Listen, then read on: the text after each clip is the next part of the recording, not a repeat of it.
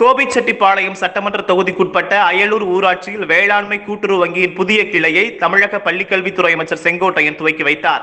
பிறகு செய்தியாளர்களிடம் பேசிய அவர், நடப்பு கல்வியாண்டில் அனைத்து பொதுத் தேர்வுகள் ரத்தாவது குறித்து இதுவரை எந்த முடிவையும் அரசு எடுக்கவில்லை என்றும், கருத்து கேட்பு கண்துடைப்பு என்று மு.க.ஸ்டாலினின் குற்றச்சாட்டுக்கு பதிலளிக்கையில், எந்த ஒரு செயலையும் குறை சொல்வதை எதிர்க்கட்சித் தலைவரின் வாடிக்கையாக உள்ளது என்றார்.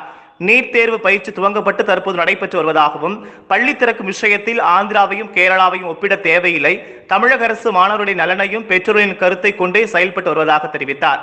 இந்தியாவிலேயே தமிழக அரசுதான் 303 அரசு பள்ளி மாணவர்களுக்கு மருத்துவராகும் வாய்ப்பை வழங்கியிருப்பதாகவும், பள்ளி திறப்பது குறித்து அனைத்து பள்ளி தலைமை ஆசிரியர்களின் மூலம் மாணவர்களின் பெற்றோர்களிடம் கருத்தை கேட்டறிந்து அதன் முடிவை அரசுக்கு தெரிவித்த பின்பு முதலமைச்சர் முடிவெடுப்பார் என்றும் தெரிவித்தார். தமிழ்நாடு ஆந்திராவை கவனிக்கிறதோ கேரளாவை கவனிக்கிறதோ அல்ல, பெற்றோரையும் மாணவரையும் கவனிக்கின்ற அரசு இந்த அரசு என்ற முறையில் நேற்றைய தினம் முதலமைச்சரை சந்தித்ததற்கு பிறகு கல்வித்துறை செயலர் மூலமாக ஒவ்வொரு பள்ளிகளிலும் இருக்கின்ற தலைமை ஆசிரியர் பெற்றோருடைய பள்ளியை திறப்பதை பற்றி ஆலோசனை கூட்டம் நடைபெற இருக்கிறது.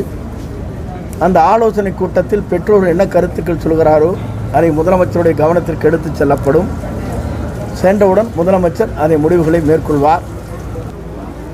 நலன் கருதி அரசு பல்வேறு நடவடிக்கை மேற்கொண்டு வருகிறது.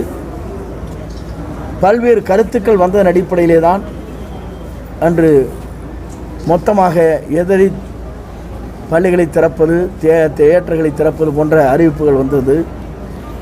கல்வியாளர்களும் பெற்றோர்களும் தங்களுடைய குழந்தைகள் நல்ல கல்வியை பெற வேண்டும் என்ற நோக்கத்தோடு முதலமைச்சருடைய கவனத்திற்கு எடுத்து வந்ததன் காரணத்தின் அடிப்படையிலே தான் அதை பற்றி பரிசீலிக்கப்பட்டதை தவிர, இன்று பல்வேறு கருத்துக்கள் வருகின்ற போது முழுமையாகவே அரசு உதவி பெறுகிற பள்ளியில், தனியார் பள்ளிகளே என்ன பெற்றோர்கள் விரும்புகிறார்கள் என்பதை கலந்தாய்கின்ற கூட்டம் நடைபெற இருக்கிறது.